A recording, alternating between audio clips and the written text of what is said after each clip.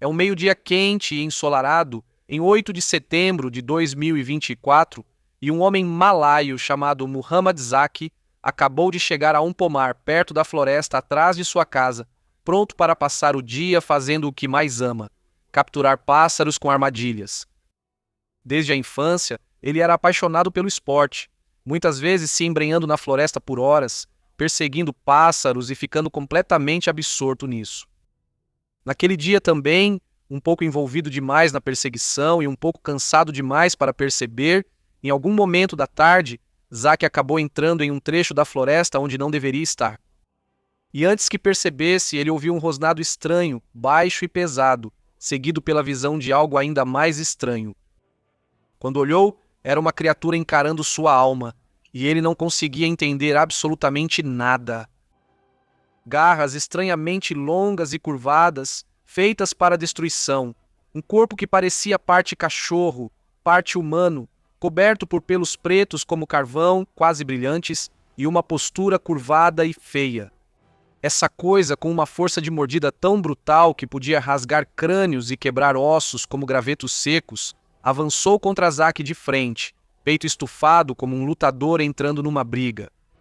Zack só percebeu quando a criatura já estava sobre ele, rasgando seu couro cabeludo, dilacerando o rosto, pernas e tudo ao alcance. Horas depois, encontraram Zack vivo, mas em estado grave, levando-o rapidamente ao hospital. Após 6 dias de tratamento intenso e tentativas de salvá-lo, Zack infelizmente não resistiu aos ferimentos. Mais tarde, especialistas revelaram que o ataque veio de uma fera, a qual até mesmo tigres costumam sucumbir, quanto mais humanos comuns e vulneráveis. Conheça o assassino mais subestimado do tigre, o urso malaio.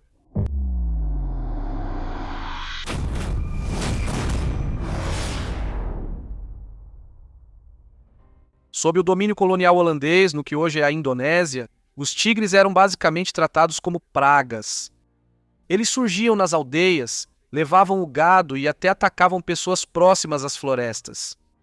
Para enfrentar isso, o governo manteve um sistema de recompensas ativo. Quem matasse um tigre e entregasse sua cabeça às autoridades recebia uma recompensa. Um dia, um homem de uma cidade do norte foi até o oficial local responsável por anunciar essas recompensas e afirmou que tinha ouvido algo que parecia 2 tigres brigando nas proximidades na noite anterior, com rosnados e gritos tão altos que ele tinha certeza de que um deles havia matado o outro. O homem perguntou se ainda ganharia uma recompensa se trouxesse um ou ambos. Após o oficial confirmar, ele foi à floresta procurar os felinos brigando. Já vamos chegar ao que aconteceu depois, mas, aviso de spoiler, não foi nada do que ele esperava, foi nada menos que um pesadelo violento e ensopado de sangue. No entanto, antes que isso faça sentido, precisamos voltar aos ursos malaios e dar a eles a introdução que merecem. Elarctos malaianus, também conhecido como urso malaio, é a menor de todas as espécies de ursos encontradas no planeta. Nativo das densas florestas tropicais do Sudeste Asiático, estendendo-se do Nordeste da Índia e Sul de Bangladesh, passando por Mianmar, Tailândia e Vietnã, até a Malásia e Indonésia. Os machos dessa espécie atingem uma altura apenas um pouco maior do que um Rottweiler adulto, ficando em torno de 70 centímetros e pesando entre 25 e 65 quilos. As fêmeas são até 20% menores e ainda mais leves. No entanto, o que lhes falta em tamanho, elas compensam em absolutamente todo o resto.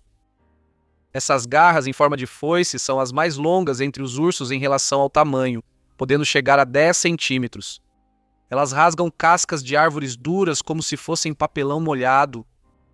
Mas essa fêmea faminta não está abrindo a árvore para comer a planta em si, e sim o que ela farejou lá dentro. É um pequeno prêmio, mesmo que mal alivie sua fome.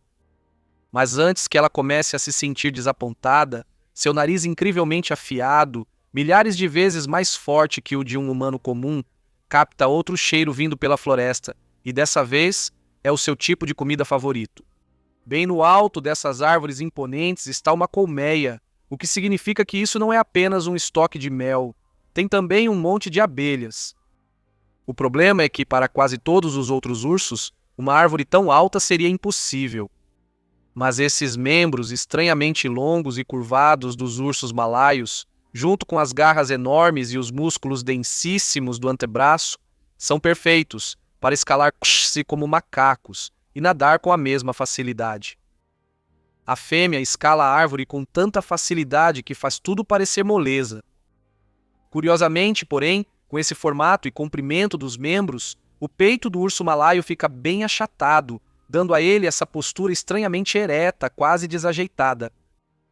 Ao andar sobre quatro patas, ele lembra um cachorro. Seu corpo robusto e focinho curto também não ajudam muito nessa ilusão.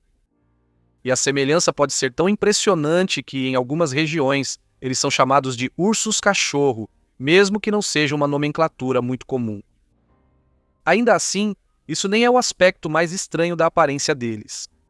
Essa ursa do sol chamada Angela, que vivia em um zoológico chinês em 2023, acabou se tornando uma sensação nas redes sociais depois que um vídeo dela em pé, sobre duas patas e acenando casualmente para os visitantes, viralizou. Agora, ursos do sol realmente ficam em pé sobre as patas traseiras com bastante frequência quando estão tentando observar melhor uma presa distante ou farejar algum perigo em potencial. E sendo animais surpreendentemente inteligentes, eles conseguem até imitar o comportamento humano até certo ponto, que foi exatamente o que Angela parecia estar fazendo aqui, acenando de volta para as pessoas que já estavam acenando para ela. Mas ela fez as pessoas dizerem que parecia um homem fantasiado de urso, não um urso de verdade. A situação na internet ficou tão fora de controle que acusaram o zoológico de ter um urso falso, apontando para suas costas retas, ombros curvados e o pelo solto e enrugado ao redor da parte inferior do corpo. Na verdade, é assim mesmo que os ursos malaios são. Mas como poucas pessoas tinham ouvido falar da espécie antes, a confusão aumentou rapidamente e ficou tão fora de controle que o zoológico acabou tendo que intervir e emitir um esclarecimento oficial. Durante toda a polêmica, cerca de 20 mil pessoas, segundo relatos, iam ao zoológico todos os dias só para ver a Angela. Além de devorar grandes quantidades de mel e abelhas, junto com todo tipo de insetos, besouros, minhocas e formigueiros e cupinzeiros inteiros. Os ursos malaios usam suas línguas absurdamente longas para raspar o interior de troncos ocos caídos ou seus caninos afiados, com uma força de mordida mais forte do que a de uma onça adulta, para quebrar frutas duras como cocos e duriões e até mesmo esmagar cascos de tartarugas. E quando você soma a isso um arsenal já estranho de garras afiadas e membros poderosos, você tem o menor urso do mundo, que é conhecido por matar o maior de todos os felinos, o tigre. Agora, tigres, junto com leopardos e às vezes pitons gigantes, realmente caçam ursos malaios, especialmente adultos dormindo ou filhotes. Mas os povos indígenas relataram repetidas vezes reações brutais dos ursos malaios contra esses predadores de topo, mesmo que nenhuma morte confirmada jamais tenha sido oficialmente registrada. Isso foi até meados do século XIX. Em 1868, um livro do naturalista americano Albert S. Beckmore, chamado Travels in the East Indian Archipelago, foi publicado, onde ele escreveu sobre os eventos estranhos e extraordinários que encontrou durante suas viagens pelas Índias Orientais alguns anos antes.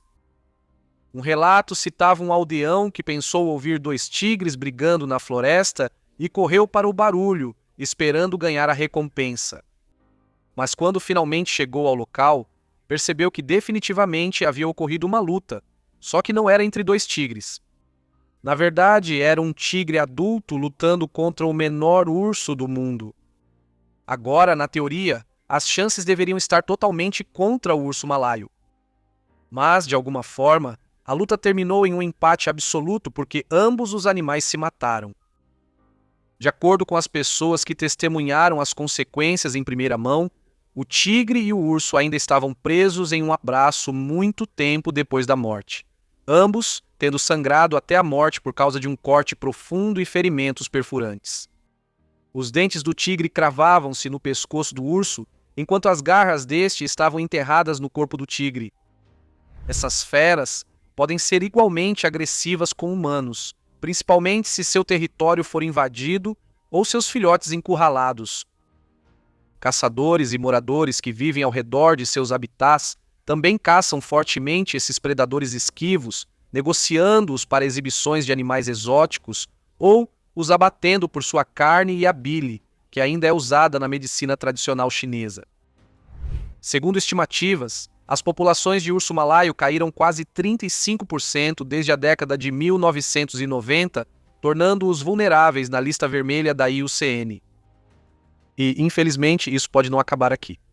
Se proteções mais rigorosas não forem implementadas nos próximos 30 anos, especialistas suspeitam que seus números podem cair em até 80% devido à crescente expansão humana em seus habitats e, é claro, a ameaça constante da caça ilegal. Somos nós em todo lugar. Outro motivo para a queda desses números pode ser que filhotes de urso-malaio nascem muito frágeis e vulneráveis à predação. Após cerca de 100 dias de gestação, depois de um acasalamento que pode acontecer quase em qualquer época do ano, um filhote de urso-malaio nasce cego e surdo e permanece assim por quase 50 dias. Durante esse período, a mãe precisa protegê-los ferozmente dos predadores no chão e nas árvores, onde infelizmente ela nem sempre tem sucesso. Mas essa nem é a pior parte. Esses filhotes nem conseguem fazer cocô sozinhos. A mãe precisa lamber agressivamente o ânus deles para estimular os músculos até que o filhote finalmente consiga evacuar. Mas acho que eles começam a ter seus próprios filhotes por volta dos 2 anos de idade e acabam fazendo exatamente a mesma coisa por eles, então a vida realmente é um ciclo. Ou, nesse caso, um pequeno círculo nojento e pegajoso. Comente ou ajude um urso a evacuar. Agora me explica isso.